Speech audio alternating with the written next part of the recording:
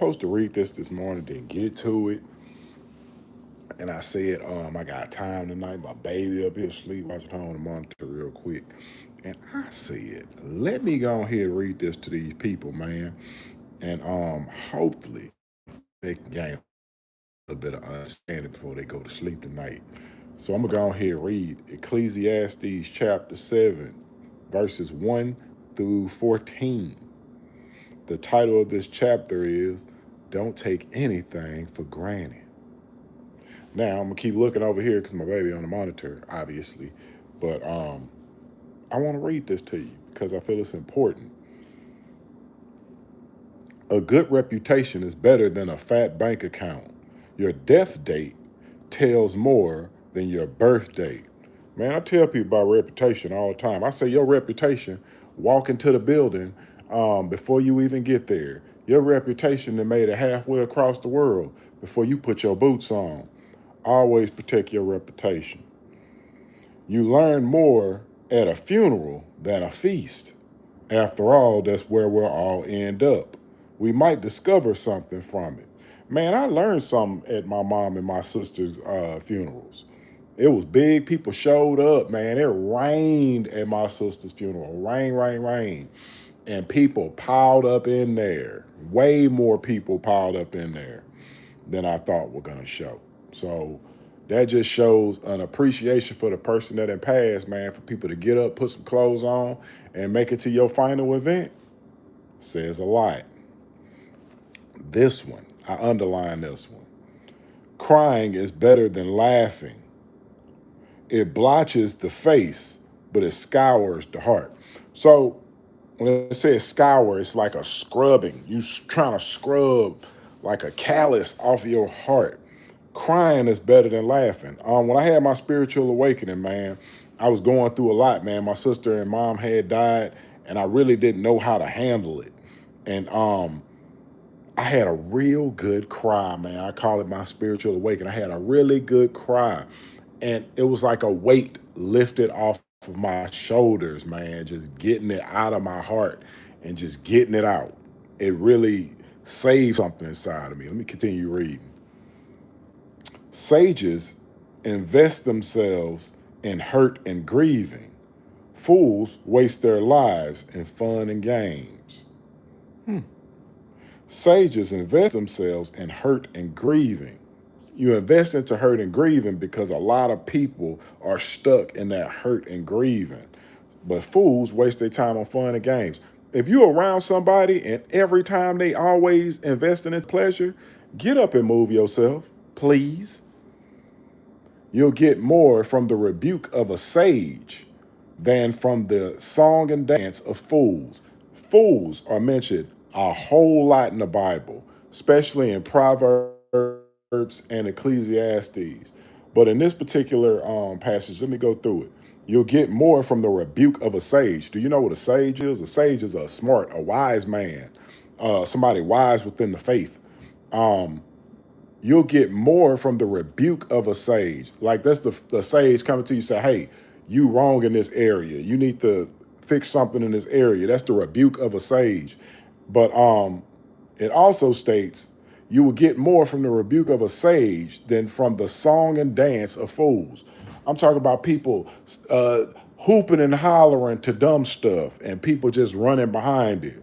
Let me continue reading. The giggles of fools are like the crackling of twigs under a cooking pot and like smoke. So fools think they smarter than everybody. Fools think they smarter than everybody. And King Solomon within Proverbs and Ecclesiastes breaks down fools to a very low level because fools are at a very low level. So basically, we try to stay out of fooldom or foolishness, and that way we can lead more to godliness. Let me continue on. Brutality stupefies even the wise and destroys the strongest heart. It's people that go around and they just brutal to others. You can't have a pure heart walking around brutality, just brutalizing people's lives. It ain't no way you're gonna have a good heart from that. Endings are better than beginnings. Sticking to it is better than standing out. It's a lot of people that stand out, but they ain't stick to it. Sticking to it through the end to like see your dream to the end, man, it ain't nothing like it. When you get to the end of your dream and you see that it came to fruition just like you had it in your mind, you said, this is what I wanted it to look like. I got the freedom I can enjoy. I got employees that love the business. Sticking to it, it ain't nothing like it, man. But and again, let me reiterate, endings are better than beginnings. How you start is it has no comparison to how it's going to end. So if you start off a certain way, that's not how you're going to end, but you have to get to the end to see what it looks like. Let me continue on. Don't be quick to fly off the handle. Anger boomerangs. You can spot a fool by the lumps on his head. Let me read that again for the people in the backseat that did not hear. Don't be quick to fly off the handle. Anger boomerangs. You can spot a fool by the lumps on his head. I preach this so much, especially for my young brothers. I'll be like, look, don't be so quick to pop off the handle. Please tame your anger, young men. Please tame your anger, young men. I know you got this testosterone and you full of like all of this get up and go, and you full of like pride and ego and you can do whatever. But I'm telling you, this anger situation, it boomerangs. You thinking you being angry with somebody else is not going to come back, man. You'll ruin your whole mood for the whole day. They'll be angry and you'll be angry too. Don't always be asking, where are the good old days? Wise folks don't ask questions like that. Look, man, I got a family, right? And we go to the family reunion. They talk about the good old days, and I be sitting around talking about what's up with the future. What is we gonna be doing? Like my family, I don't know if you guys know this, but my great great great great grandfather left us a bunch of land, and don't nobody be wanting to do nothing with it. They just be wanting to sit out there and talk about the good old days when so and so used to pay for everything, and like, man, who gives a damn? They dust right now. What the hell we finna do with this property, man? Are we gonna build it up? Or y'all gonna sit and get mad at people for trying to build it up? What are we doing? But people that sit around and talk about the good old days can never focus on the future. If you worry about what's behind you, how you gonna worry about what's in front of you? How you gonna even see what's in front of you if you worry about what's going on behind you? Wisdom is better when it's paired with money, especially if you get both while you're still living. Double protection, wisdom and wealth, plus the bonus. Wisdom energizes its owner. Man, look, I looked for this passage all night because I particularly was looking for this one to read. Wisdom is better when it is paired with money. Let's just say you a wise man, but you don't have no money. You can still get a lot done being just a wise person. But if you pair this with money, especially if you get both while you're still living. Look, man, I have sold it all to become wise. And when the money catches up with the wisdom, then I'm on equal playing field. The thing with today is we got a lot of people who are unwise with money, and we look to them for guidance of some sort. And these people are not wise, and they're leading people into foolish decisions and foolish repercussions. That's what happens when you have an unwise person with money. They still look wise because they got money, but they are not wise. They just got money. But let's look at the last part. Plus the bonus. Wisdom energizes its owner. Man, when you got wisdom, it's a lot of situations you kind of wiggle yourself out of when you have wisdom. But when you don't have wisdom, there is no energy in not having wisdom. You can lead a lot of people astray with wisdom, but when you got wisdom, it energizes its owner.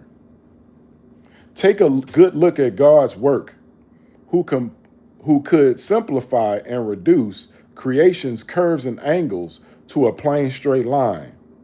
Take a good look at God's work. When I be telling people to look at God's work, I be telling people, look at a tree. Look at a tree. Let's take a tree, for instance. When you have a tree gives us oxygen and we give a tree carbon dioxide. Nobody can explain that. That's a God thing. That's a God thing. So when we look at God's creation and we take it for granted, when you look at the breath, the people that got up this morning, when you focus on the breath and you say, I didn't give this breath to myself, God gave me this breath. That's when you stop simplifying what God then put together, man. It's way more extraordinary than you could possibly think. Job tried to challenge God. Oh man, how could you? And how could you? And he put God, he's like, hey, well, let me put you in charge of this. And when Job saw what God's job was, Job said, let me just go be a man real quick. So let me read that again. Take a good look at God's work. Who could simplify and reduce creation's curves and angles to a plain straight line? A fool. A fool will simplify God's work. It's fools walking around. They can use their hands. They can move their arms. They got good range of motion. They can move their neck around, backwards, forward, left, right. You can move your legs. You can wiggle your toes. Your feet go up and down, side to side. You can do all of this. And you simplify God's creation and say, oh, God didn't give me anything. You walking. You can use them hands. Your mind's still good. What are we talking about here? When you look at a mountain, when you look at an ocean of water, when you look at the things inside of the ocean that provide you with sustenance, man, look at here. Don't simplify God's work. On a good day, enjoy yourself. On a bad day, examine your conscience. God arranges for both kinds of days so that we won't take anything for granted. Man, let me read that again. On a good day, enjoy yourself. On a bad day, examine your conscience. Where's my mind at? Where's my mind at? On a bad day, I got to figure out where I'm at in my life. Where is my conscience at? When I look at my conscious mind and I say, okay, let me look at my environment. Let me look at my surroundings. Be conscious of all the things that are leading, these things that you lead to in your bad days. When you're looking into your conscience to see what's around you, you could change a lot of things and create a lot more good days for yourself. God arranges for both kinds of days so that we don't take anything for granted. Hey, man, while you living this life, man, don't take a day for granted. It's a lot of people that got to the end of this thing. They say, man, I took a lot of days for granted. Don't take this life for granted, people. Live this thing to the fullest. Do it to the max. Accomplish as much as you can accomplish, because at the end of the day, we're all going back to dust. Peace out, my good people. Y'all have a good night.